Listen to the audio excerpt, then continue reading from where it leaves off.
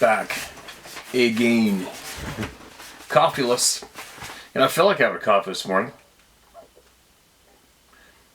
Didn't crave it. I think maybe I like the habit of just, wake up, have that. It's kind of like brushing your teeth, right? I'm feeling different. Woke up, had a big glass of water. On with my day. And I thought for a minute, I'm like, I wouldn't mind a cup of coffee, but whatever. I'm doing it. I'm going the caffeine-less route for a little bit, just to see what happens. I don't know what'll happen. I mean, I'm crazy as it is, right? Anyway, so much I could talk to everybody about this morning, especially after being away, floating around, bobbing around, and out of internet reach. I ran out of my data. Data ran out of the phone, so I can't get on the internet unless I'm on Wi-Fi too, right? I don't know, maybe a couple more days or something, whatever. But I looked into a bunch of stuff that's going on in the planet this morning, though, and it makes me just want to bite my lip. Not want to bite my lip, makes me want to scream from the rooftops. But I realize that the majority of the people don't really give a shit. But, yeah.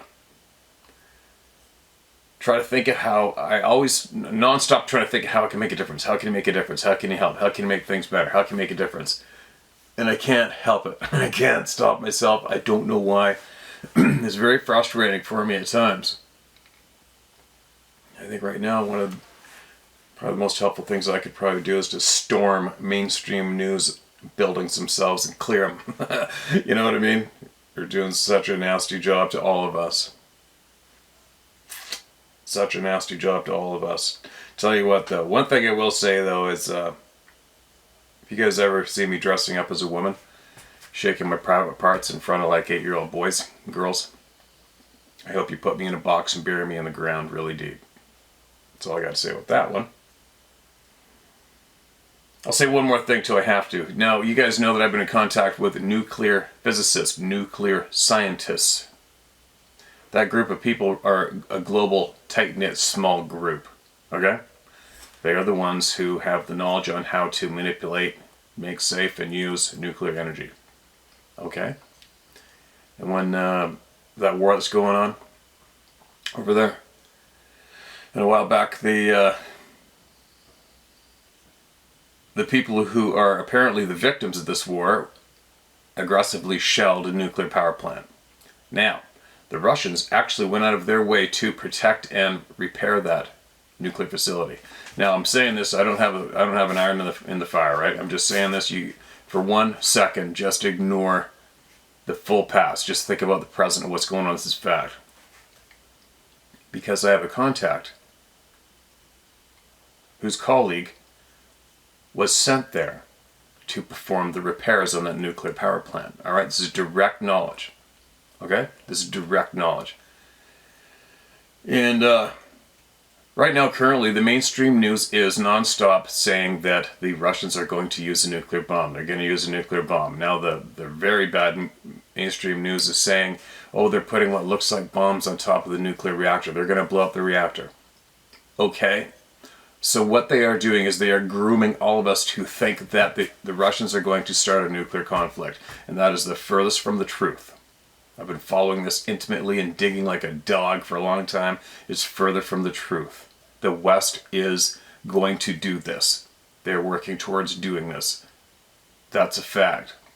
It's disgusting. It's gross. The people who are encouraging this should be in shackles. And see what I mean? It's hard for me to bite my lip. I want to scream from the rooftops. Fact. Fact. Both sides had a signed agreement to end this conflict possibly 100,000+ lives ago.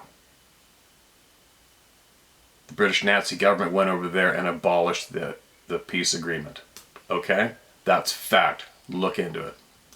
Now they're pushing for nuclear conflict. That's the part that makes me upset.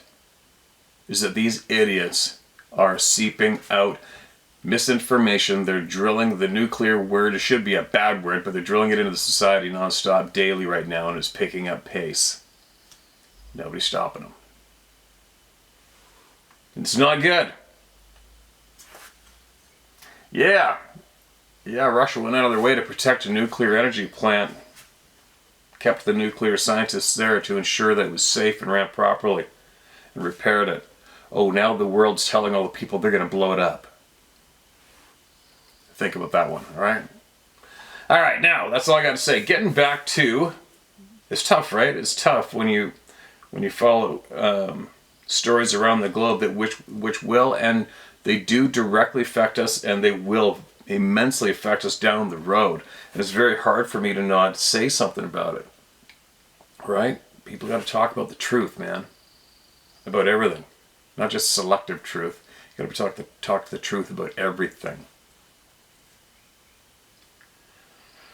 One more little slice of rant. Jim Caviezel. That's the actor. He's been Jim Caviezel has acted for over 30 years. Now remember this one. I gotta say this too. You know how I've always tried to share the fact that whoever it is, when somebody wants you to be quiet, when somebody tries to stop you from speaking, it's 100% the guilty party. Doesn't matter what the topic is. Right? You can look into that in many examples or grand examples. Whoever wants someone to stop talking, they're guilty. Let's just put it in some simple form. This man who's exposing the child trafficking, the child murdering, child sexual molesting, child kidnapping, which apparently allegedly the monetary value of this has now surpassed the drug and the sales of the global sales of arms market. It's the #1 money generator on the planet today. So anyways, this man is doing a substantial effort of exposing the bad people who kidnap, kill, and rape and torture children. Hollywood is now trying to suppress him, shunning him. What's up with that? What's up with that? Let that sink in for a little bit. Hollywood is shunning a man for going out of his way to try to save children who are being sold, raped, and murdered. All right, there you go. There's my morning little rant without caffeine. Now, let's hear some other voices in the world who need to be heard besides my annoying voice, but I sure hope that you people listen and look into things yourselves. Quit being told what to think. Quit being told who your enemy is. Alright. Replying to your questions, the title of this email, please don't use my name Steve. I'm again going to use the name Palm Island. Alright, this is a recent email a few days back, right? Trying to keep our son from getting tagged, no doubt. Our son stated he was escorted down the halls by the military and was told not to look into the examination rooms when they passed. He did not turn his head while they were walking, but he could see in his peripheral vision. He said it wasn't a monkey of any kind, but was hairy. He said he tried to come up with some idea what it was, but he said it wasn't anything he'd ever seen before. It also stated the island had several, quote, out, end quote, buildings from the main building. Each one of those outbuildings had caged animals, from horses, cows, goats, dogs, cats, monkeys, etc. He said the island felt very evil. Steve, our son, also stated, quote, this has been going on for years, even back to World War II. Steve, we had watched a documentary on the island and everything they stated was true, but our government came out and told everyone it wasn't true, just like they've been doing about the Sabe. I believe if more people brought up the truth, what our government is and has been doing, just maybe we could expose those evil SOBs and make them stop telling lies. Thank you again for bringing the truth, Steve. Hey man, thank you for sending the emails in. And I hope everybody remembers that one a little while back about the Palm Island thing, which I had no idea about New York. Sounds like they're doing some disgusting, nasty things that they shouldn't be doing, right? Thanks for making that clear, man. Who knows what's in that room? Probably the next room down is a bunch of children, right? Here's another one. Hello, Steve. My name is Doug. Please don't use my first name. First, I'd like to thank you for all that you do in helping us people in the club in a return. You're very welcome. It's too easy and it's nothing without people like you. My story started in 78. I was 10 years old. I lived in a very small town in Massachusetts. As a kid, I basically lived in the woods. I was always walking and running in the woods. My dad taught me how to fish at a very young age, and I would fish constantly in a small stream not far from my house. There was a game trail that I would follow through the woods to get to the stream. There was also a game trail that ran beside the stream for more than a mile. On many occasions while fishing, I would have the feeling of being watched, although I had never seen anything and just figured I was being paranoid. On Halloween that year, myself and 3 friends went trick-or-treating together. We were actually just walking back home, having just stopped at the last house. It was dark out, but there was a full moon. So we could see fairly well. As we walked around the corner of the road that connects to mine, the stream I would fish in actually goes under this road. As we got to the stream, I had the feeling of being watched. I turned to my left and looked up the game trail. What I saw still haunts me to this day. I saw a very large being go from a squatting position to standing upright. I cannot see its face, only the outline of a being that must have been every bit of 10 feet tall. It let out a very deep growl, but it was not very loud. Bracket. I had not heard a sabe back then, in bracket, so I thought it was a bear. I was always taught to not run from a bear. So what I did was spin around and started walking fast as I could backwards. It made sense to me then. My friends all asked me what I was doing. I told them, don't run or scream. I think I just saw a bear. At that point, my friends all turned around and started walking quickly backwards as well. We made it back to my house safely, and no one ever said a word about again. Like I said, I thought it was a bear. A few years later, I'd moved away from there. It wasn't for a few years after this that I had learned about the Sabe. That's when I figured out what I had really seen that night. I have a few other encounters that I'll write about another time. No way, a few more. Thanks again, Steve. God bless you and your family. Bless all the members of the club and in return, Doug. Bless you too, Doug. Thanks for that email, man. Appreciate you. Your time. Welcome to the club. Welcome to the club. Ever freak you guys out how many emails I have received? How many emails I received? Does it ever make you go, holy shit. How can some dumbass like him get so many emails from around the globe? Isn't it amazing? There's so many. I don't even know if I'll be able to read them in this lifetime. Well, I guess I would if I didn't, if I keep going, right? So many people have so much truth to share and so little place to share it. Embarrassing. Society is embarrassing currently when it comes to that department. I guess we're making it better though, right? Alright, who is next? What's this one? Some of these, it's a mixed bag. Some are recent, some aren't. Recently received, meaning Australia / Yowie experience. Hi Steve, first I'd like to thank you for providing a non-bullshit platform for people to share their experiences. No problem. My name is Neil Thomas. I'm 54 years young. Mate, you can use my name if you like, because I've been around long enough to not give a shit what anyone may think of my story. Right on, brother. You're in the right place. You found your people.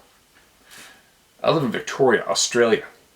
I've always been a keen outdoorsman, fishing and camping out. Early January 2021, our Premier of Victoria, Daniel Andrews, allowed us out of COVID lockdown. By the way, this dickhead Premier PF of ours makes Trudeau look like a bloke he could have a beer with, lol. No chance. Yeah, that's what I've heard, man. That's what I've heard. Followed a lot down there, and it's not good. As we had a leave pass to our freedom, myself and partner Sue packed the ute with camp gear and headed up to the Murray River, along with our two border collies. For all that don't know, a ute is a pickup truck.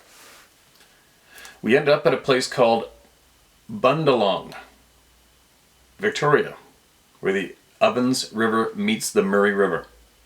The area is basically swamp with the river channels branching out to form many small islands. We planned for a 3 to 4 day trip. Set up camp in a cleared area, deep water out front with a small island about 30 feet just to our left. Anyway, we are enjoying our stay so much we decided to stay another day. Around 3 in the afternoon, we heard 3 strikes made to a tree. 15 minutes later, we heard another 3 strikes made to a tree in the other direction. Put it down to some clown cutting down trees with an axe. As night fell, we headed to our swags. Got in, settled for the night. Swags, I'm guessing that's sleeping bags for us up here. Excuse me, at 12:05 a.m., I woke to Sue shaking me and saying something's crashing through the bush, pushing trees down. I sat up to listen, heard a small crack of a branch, followed by a big splash and then another splash. In total, there were 4 splashes about 20 feet away. I was out of my swag, armed with my torch, within seconds. Torch is a flashlight. Just lost where I was. One of my dogs started growling and barking at a group of small trees just to my left. I could not see a thing with the torch. Called the dog back. Then I heard whatever had crossed the river walk off. I said to Sue, this thing is on 2 friggin' feet. My mind was trying to get a grip on what was happening. I just crossed 30 feet. of 4-foot deep water in 4 steps. I've been fishing there for 3 days with lures. As I'm trying to comprehend what was going on, I started to scan the whole area with my torch. I turned 180 degrees, where whatever left the river walked off. I picked up eye shine about 50 feet away. My brain was trying to make sense of what I was looking at. I called Sue over and asked if she could see the eye shine. She could see it. These eyes were about 5 inches apart and above trees. I'm estimating around 12 feet off the ground. I watched as they blinked, turned away, then looked straight back at me. As I was trying to compute what I'm looking at, they moved out to my left and moved down to about 4 feet off the ground. From that point, I said to Sue, "Pack the car." We threw everything in the back of the ute and were gone within 5 minutes. It was a 5-hour drive home and did not stop. I think the only word spoken on the way home was, "What the F?" As things have turned out, this was to be the beginning of our experiences with these beings. My love for the outdoors wasn't going to be dictated by fear. I will continue documenting my untold journey in emails. Continue the good work, Steve. The truth needs to be heard. Cheers, Neil. Yes, it does, Neil. I'm sitting on pins and needles waiting to hear the rest, man. Welcome to the club, recent members. And just think how many times you guys have been out in the outback and never experienced nothing, and all of a sudden, boom, in your face. In your face. So many people. I've been working in the woods all my life. I never seen one. Guess what? It doesn't matter. It's not that common to see them. From the Upper Peninsula of Michigan. What a frickin' hot spot the UP is. Hey Steve, we are forever grateful for all you have built for all the Howtohunt family, for sharing the truth and the truth about these beings. I have many encounters to share. But first of all, I wanted to say thank you, and thank you to all that have shared. I've gained knowledge from here that has probably saved my ass more than once. That's good news. I first seen a sabe when I was about 12 years old. Me and a couple buddies were up on a dead-end street in our little neighborhood, across the other side of the pit, a little mine filled in with water. We thought there's a guy wearing all white jogging suit running across the hill and jumping up the bluff rocks like a ninja. And one of us mentioned it was a Bigfoot. And then we all knew what we were witnessing was definitely a huge 9-foot or so all white-haired Bigfoot. Well, we went to the hill the next day after school to look for tracks or him, but we didn't find anything. That was like 30 years ago. Since then, I have given them marbles, tobacco, and they have given me a wreath made of fresh vines that I eventually lost due to living in the woods and getting locked up for having this addiction disorder. Been fighting this addiction for 25 years, but it has also helped me cope with some of the things I have witnessed. Currently in recovery, and I'll find the time to write more of my encounters soon. I've been a listener since the beginning. I appreciate all the time you have put into this channel. You and us all here have helped so many people, including me. I got your back against the Nazis that are trying to ruin the world. I'm a United States Army veteran, and the truth is the only way we can move forward in these crazy times. Thank you, brother. You can say my name. I've always stood for truth and always will. The evil will run and hide when we gather. Your friend, Dwayne Corpy. Dwayne, stay the course, man. You're a strong dude. You got this. You got this. I appreciate your kind words.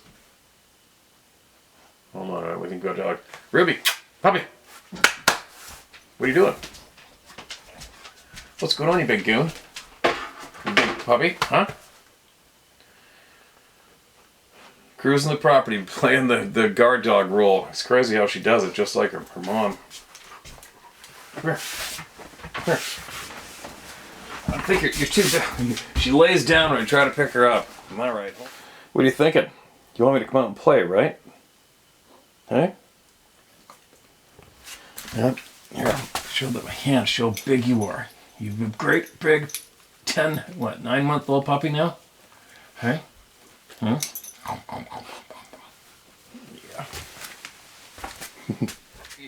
Yeah. Alright, sorry for the puppy. the puppy interruption. Yeah, make sure you email us back again. You got something's going to help the people. Email us back, and I guarantee you, everybody's sending you helpful, good vibes to get you through your challenge. You'll make it. You'll make it. It's funny, on that note, I gotta say this real quick. We watch Netflix sometimes when we're at home. We don't have cable TV or anything else really. Just the internet hooked up, so we'll watch Netflix, if anything, sometimes. And then, but she had some channel in there, not on Netflix, but something else, or a website or something. Anyways, it was reruns of the show Cops. And now, when you watch that show, now, it's so cringe because it wasn't the war on drugs, it was the war on the victims of drugs. It was so brutal to watch these guys avidly annihilating the lives of these poor people who were messed up with these substances that were drilled into society because it made a lot of money and people were very, very easily addicted to them and taking them. Anyway, I'm just throwing that in there. It's now later on, as I grow older and realize back then what was going on was the war on the victims of the drugs. It's pretty pathetic and pretty sad and pretty cringe-worthy to watch now. But anyway, I just thought little came there.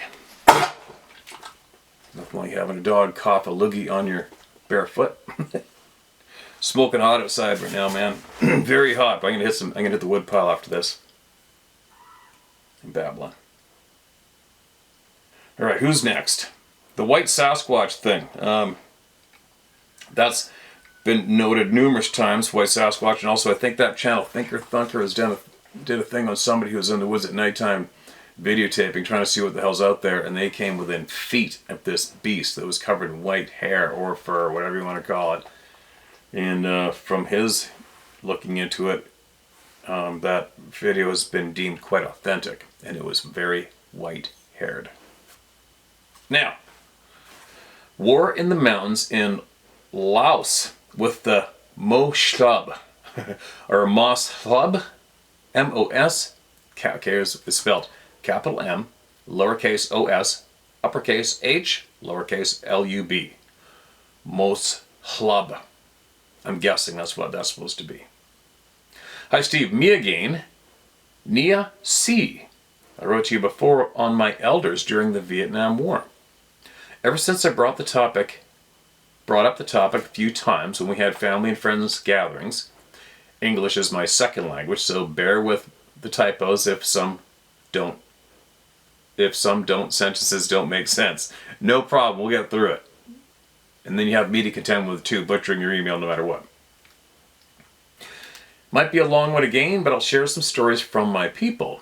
Not sure if it'll bring any knowledge, but instead awareness that every culture seems to have this thing amongst us, mainly in and beyond the bush. The topic of the Mos Hlub, our word, Bigfoot, is vaguely brought up anymore as sightings have become very rare since the 1940s in Laos. I have a very old distance uncle who told about the story about his village going to war with them up in the mountains of Laos. Wow. Long before the Vietnam War started, the elders lived peacefully up in the mountain and mountainsides of Southeast Asia. They mainly had rice paddies and livestock such as cows, pigs, and chickens. Families were poor, so this is the only food source and for trade. Before monsoon season came too, the men would venture deep into the mountains to hunt for wild boar and wildlife for the upcoming rainy months. This story told takes place in the 1930s. After harvest season, the men would go hunt in the nearby jungles and mountains depending on what they were after. Sometimes further as the game was tough to find. My uncle, who was a preteen at the time, went hunting with his father in the nearby mountain, about a day's walk. A few locals that were done harvesting went along and headed out different directions to their hunting spots. They packed their things and headed out early. Weapons brought was 2 crossbows, and a rifle. An old single-shot long rifle that still needed to be reloaded after every shot. First day of hunting, nothing much but a few birds and fish in the mountain streams. Everything caught was smoked and salted to cure to last. His dad suggested they ventured further to the next mountain the next day to see if they can track wild boar, since they could not find any big game. The way to this particular mountain was known to have boars, but few go there because there are other things known to live there, like tigers, bears, and of course the moslub. I'm gonna butcher the shit out of that word, aka Bigfoot. The name of the mountain they were headed to was actually called Moslub Mountain, named after the abundant sightings of them near that area. My uncle and his father was lucky. They managed to track some wild boar before ascending the mountain and brought back home what they could carry. As a few days passed, a nearby neighbor and his son did not return from their hunt. That day, the people from the village gathered the men who was willing to go do a search party and headed towards where they were last seen entering the trees. My uncle went along with the men. Story goes, the wild men were known to take livestock and on rare occasions, us, humans, as food. Let's stress on the word wild men. Shared. Most people who go missing is when going hunting or fishing when the area has little to no witnesses. When an actual kidnapping was witnessed, the Moslub would stay still near the trails and snatch the person or people by the arm and drag them away to a secure place or a cave and eat them there. Since these kidnappings were witnessed, many hunters go into that particular mountain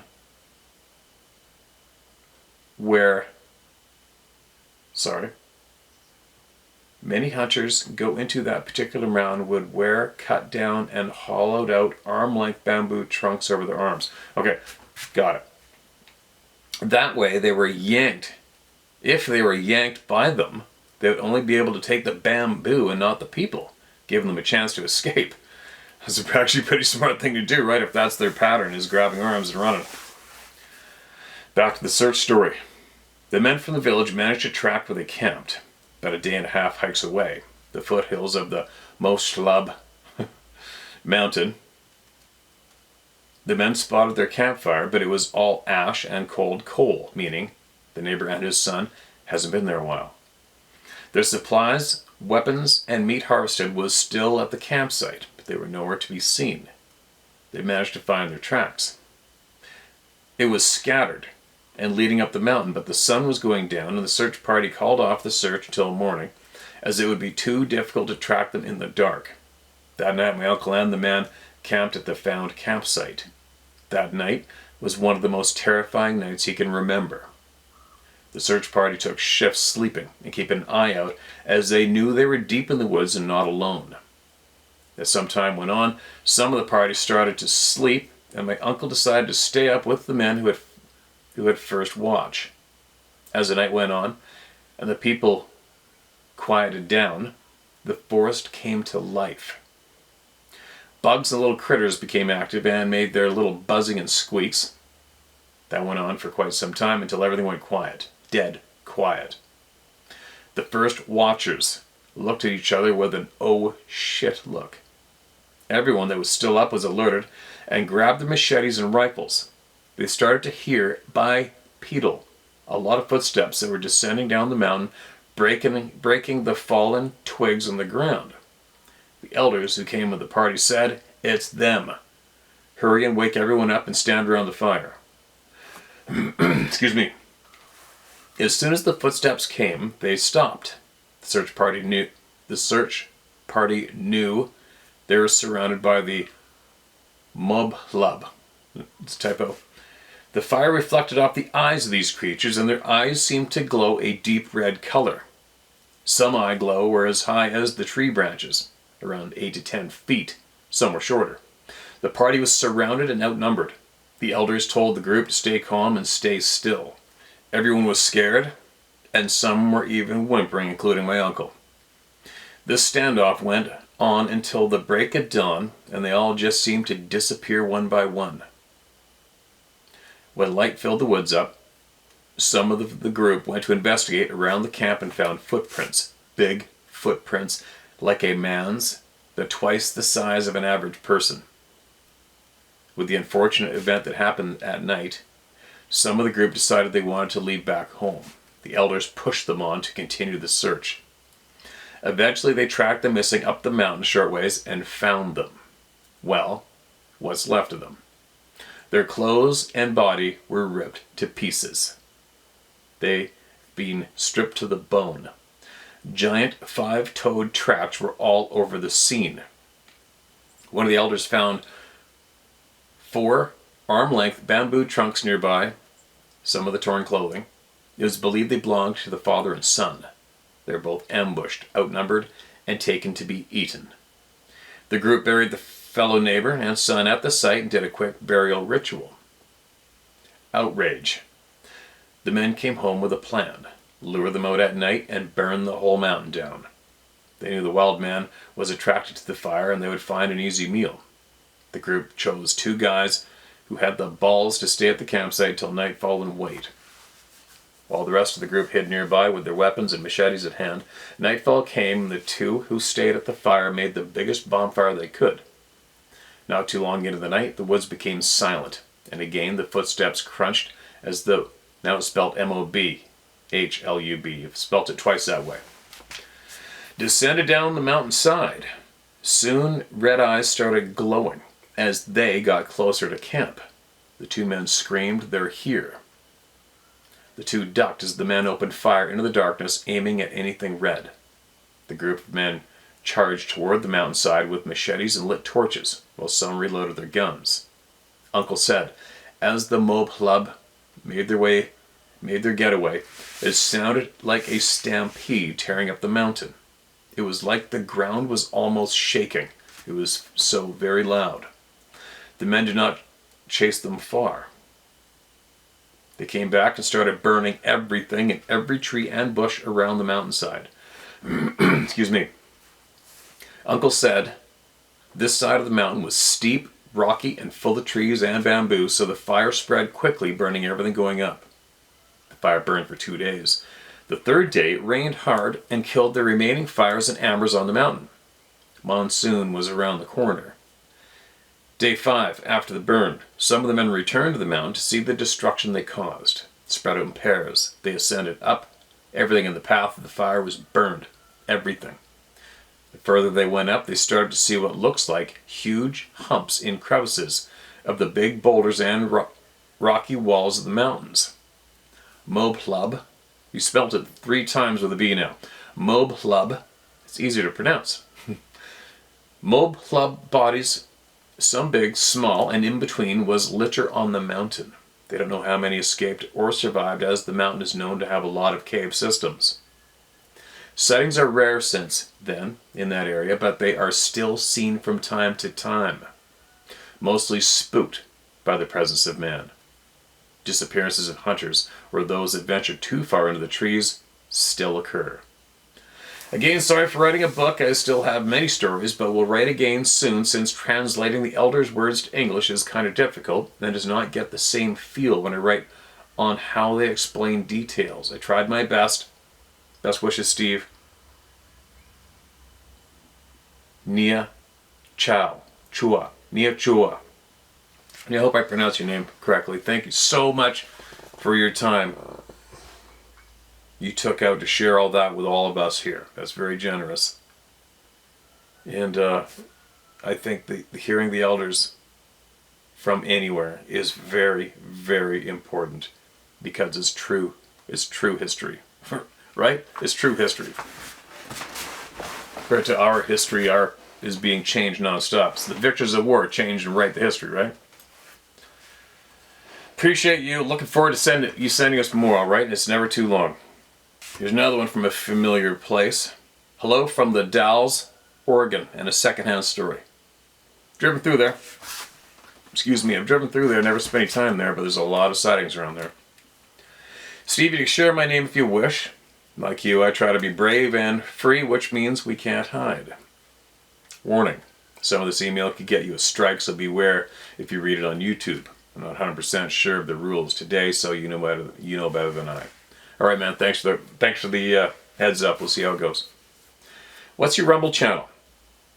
I think it's ProGuide66. I think. I agree with you in that you need to start migrating to Rumble. We all do. You're already self-censoring to stay on YouTube. Still, your days are numbered because they will eventually deplatform you. You need to hammer away with your Rumble address so we can all be migrated there before they put the hammer down on your channel at YouTube. Who knows, we may need to migrate multiple times.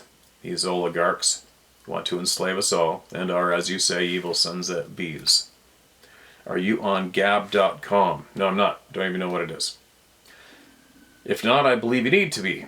It is true free speech, and when you see it, you will say, oh my God, this looks nothing like YouTube, Facebook, Twitter, Instagram, etc. They have Gab TV too, which could be another option for you. All right, man, thanks for the heads up. Appreciate that. A friend of mine introduced me to your channel. Excuse me, now I'm hooked. You do a great job narrating these stories, and wow, they are something. I'm an engineer, and I believe I have an open mind. It fascinates me how most people reject the existence of Sabe with such energy. It's like they want so hard to believe they understand the world, and admitting Sabe exists will upset that illusion. We could talk about this aspect and evidence, or lack thereof, for hours, but you know that ground well. An experience? I don't have one. But listening to your channel and educating myself on Sabe/Bigfoot caused me to realize that a friend of mine probably did. I'll relay his story and protect his identity because he has not given me permission to tell this. For the purpose of the story, I'll call my friend Tom. Tom's a great hunter, mostly bow. Tom does the little things to set himself apart in hunting, crossing streams and cutting straight into thick cover to get where the animals are comfortable, and humans rarely go. He lives in, wait for it, near Carson, Washington. Yes, that's one of the hottest spots ever for Sabe sightings, and he hunts right in the middle of it. If anyone's having trouble locating this region, it is dead south of Mount St. Helens and not far from the Columbia River. Sounds like a bingo to me. Today he was hunting in a favorite elk spot. Can't recall if it was a morning or evening hunt. He had cut into the thick timber, maybe about a half a mile from the road, and was sitting in a ground blind using his elk cow call. He started hearing what he told me he thought was cougars doing wood knocks. Cougars doing wood knocks, that's a new one. There was more than one, and they appeared to be communicating and converging on him as he made his cow calls. He said he got really spooked, got the heck out of there. No doubt. I've heard of cougars hunting together in my region before, and so contrary to what many biologists will tell you, I do not doubt that cougars could collaborate on a hunt. But something did not add up. How could cougars do wood knocks? Their paws would not make knocking sounds. Now, as I have learned on your channel, a Sabe would use wood to make wood knock sounds, and commonly does. I now think my friend had a Sabe experience. I've not asked him about this yet, but I will at some point. If he comes back with something interesting, I'll write to you about it. All right. I'm waiting on your hat. Can't wait to see if people recognize it and know your channel. A big thanks to you. A big thank you to you, your wife, for running your store, and it's great to know a husband-wife team is making it happen. It's funny, I live in the heart of Sabe country, and most people do not believe Sabe exists. Many do realize that in the regions my friend had this experience, it's literally illegal to shoot a Bigfoot. I'm happy you found your channel because this year I did not win the lottery for my normal buck tag, White River, Oregon. Instead I pulled a Hood unit tag. This will put me in hunting in the northern foothills of Mount Hood and prime Sabe country. I have no desire to have a Sabe experience, but thanks to your channel, I feel I'll be better educated to handle one if it comes up. Needless to say, if it happens, I'll write to you about it ASAP. Happy hunting, sincerely. Did you say to use your name or no? I'll just say your first name. Oh, you said you could say my name. All right. Craig, Thomasian. Craig Thomasian. Thomasian. I've never heard that name before. Thomasian. Craig, again, sorry if I butchered your last name, man. It's never intentional. And if you don't want to have a face-to-face or a bad encounter, you can try it. It works for me for the most part. Just say what you're doing when you go out there in the woods and just say out loud, leave me alone. Just leave me alone. I know you're here. You know I'm here. Just leave me alone. I'm not into you. That's what I do. I have a feeling I will have my face-to-face again, but that's what I do. Alright, let's get one more. Then I'm going to get on to this day. It's smoking hot out. We've got a heat wave going on, and I want to get some firewood. My firewood almost done here. Light-hearted, outside-the-box thoughts to trigger possible puzzle pieces. Steve, this might be an 8-minute share. However, I and your listeners would probably love to hear your comments on these thoughts. So, maybe 10 minutes to read? Whatever, let her rip. First of all, I've been watching your channel since you've accumulated about 70,000 subscribers. Maybe 45 years ago. I think it's great you continue to reach so many real people and share the stories to support them as well. I'm also of similar mind with your views on other challenging issues we are facing. I feel you, brother. I've been fishing and hunting in Northern California since I was a kid. My dad was a decorated badass U.S. Army sergeant in the Philippines under MacArthur. This was when the Japanese invaded after Pearl Harbor. Your grandfather and my pops are on the same side, just like you and I and so many watching your channel, brother. I've worked in corporate America for almost 40 years, part of which I conducted fraud investigations, and as you probably know, it's evident we have a lot of good honest people sharing. However, I think we have the occasional outlier. Emphasis on liar, lol. Yeah, maybe, probably. It's harmless. I pondered some of the consistent reported observations of the Sabe with the tidbits of information I've picked up along the way, and cross-referenced those bits with some knowledge. I have a few thoughts that may possibly trigger someone's puzzle pieces. As you say, take from this what you will and leave the rest. Just getting that off my chest. 1. Do you ever wonder why Sabe are so dang big? Consider this. If you ever owned a fish tank, certain fish only grow so big in a small tank. Certain species grow bigger in a much larger fish tanks. Fish grow bigger in larger fish tanks because they have more space to swim freely, which promotes growth. With an entire forest, their huge fish tank, so to speak, maybe that could be a contributing factor. They are truly free, aren't they? Yes, well, that we know of, yes they are. Number 2, Sabe hair. Why are they covered in hair for the most part? Like so many mammals, right? Let's talk about pigs for a minute. Have you ever hunted pigs, Steve? Yes, I'm sure you have. If not, come down to California and we'll go hunt some pigs. Okay, back to number 2. In California, the feral pigs we have here are a mix of European boar and domesticated pigs.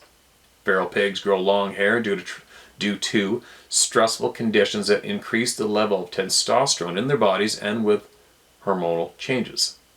This causes morphological changes in them and they become feral hogs. Some people believe that a domesticated pig will grow longer hair once feral due to its genetic makeup, allowing for physical changes when exposed to environmental changes. Pigs that get out can revert back to a state where they can exist in the wild, grow tusks, and get aggressive. Sabe have human DNA. Humans have an inhibitor in certain areas of the skin that prevent hair growth. Perhaps Sabe don't have this inhibitor. Also, we all know their hair protects the body, and I haven't heard a story of any forest people wearing jeans. On a side note, speaking of pigs, there was a fairly recent news story of a group of Sabe running on this guy's property, East Fresno County, California. One was carrying a pig and tripped on an irrigation pipe. I guess they like pork chops too, lol. Yeah, there's been tons of sightings of them hunting hogs, packing them, killing them. Number 3, Sabe verbal communication. Listening to Moorhead Sierra sounds was very intriguing. For you sleuths out there, there's a retired Navy man, Scott Nelson, who analyzed the sounds and determined that Sabe and the Sierra sounds speak while inhaling and exhaling. More efficient, eh? They also speak very fast, just like some people in certain areas speak faster than others. I'm sure there's a very significant sense of urgency in the forest to harvest food and therefore not only speak fast but move fast as well. Brings me to number 4. Sabe speed. They have to be quick, right? Like you said, Steve, they outclass us 5,000%. They move, think, react, speak at a much higher rate of speed than we do, obviously. If we blink, which we do very often, they can simply appear to disappear. This email is long enough, brother. I hope my 2 cents makes a difference. I'll send a follow-up email with my experiences with the forest people. Oh, all right. Thanks, you can share my name, Joel Chase. Like the bank, but no relation. I'd give a flying fork what people think either. P.S. Steve, I think you'd receive a fantastic turnout if you, David P., and Scott Carpenter had an event at a remote venue somewhere, maybe just outside Vancouver, BC. That'd be a blast. I'd volunteer to help organize it too. Just a thought, brother. From my experience, face-to-face interaction with like-minded individuals is so valuable.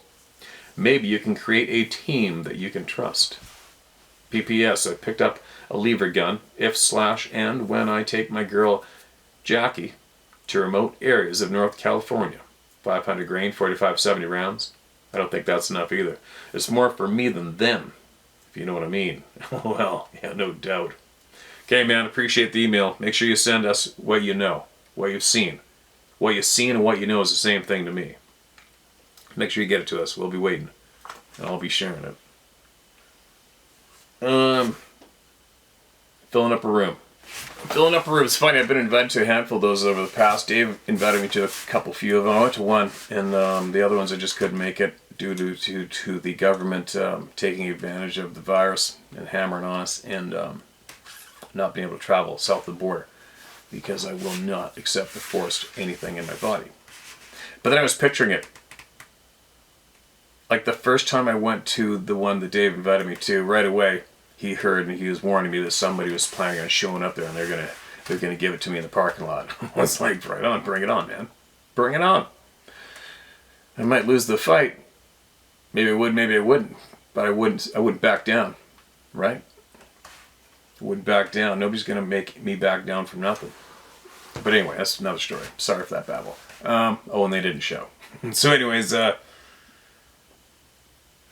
but I was picturing the other day if I were to be on one of those stages with a group of people with some of those characters on the stage as well, taking their turns to speak or doing whatever they're doing.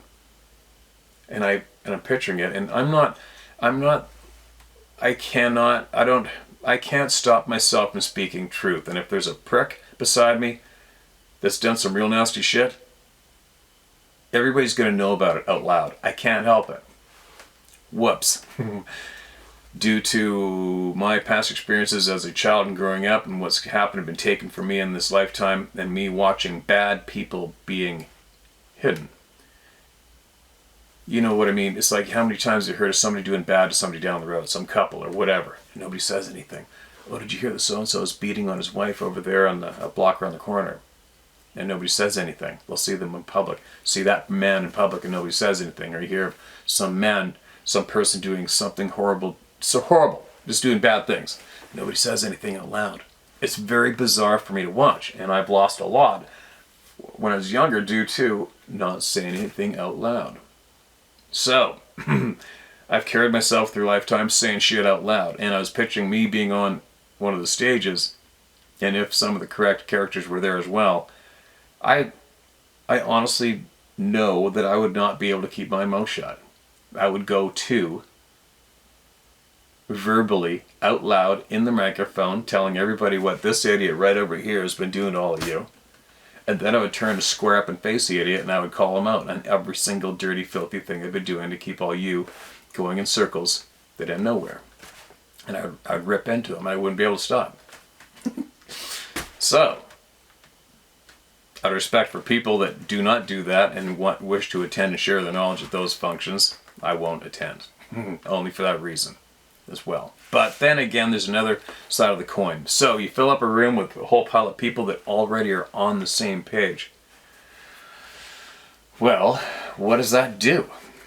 How does that benefit anyone? I wonder, right? Obviously, there's ticket sales. You can put some money in the bank, pay for your time and effort, but isn't this the best way to go about doing this? Do you think maybe? You know what I mean? Because we are nonstop reaching out to people who do not have the knowledge and aren't aware of all the people that have seen these things going on. Whereas we fill a room up in a state or whatever, convention room, convention center. Every person who walks through the door is basically probably already on the same page, right? But anyways, I don't know. We'll see. We'll see. A couple years ago, I did talk about it with Dave, and I'm like, hey man, we should start something called the Truth Tour. Get the correct people and just go for it, and go for it and travel the continent, sharing the truth. And yeah, I do know that would go over big. Anyways, I'm babbling. Anyway, what should I leave? What's the note I should leave on today? I don't know. I think possibly that, I don't know. I think that any politician, any mainstream news outlet that keeps bringing up the nuclear bomb word should be, I don't know, it's just not a good thing right now, you guys. Anyone promoting the use of nuclear weapons today in our home, they really need to be looked at closely and dealt with. That's what I'll leave this on. Wait a minute. How about protecting the children? Let's leave it on that note. Protect the children. Don't look away. Quit looking away. Protect the children.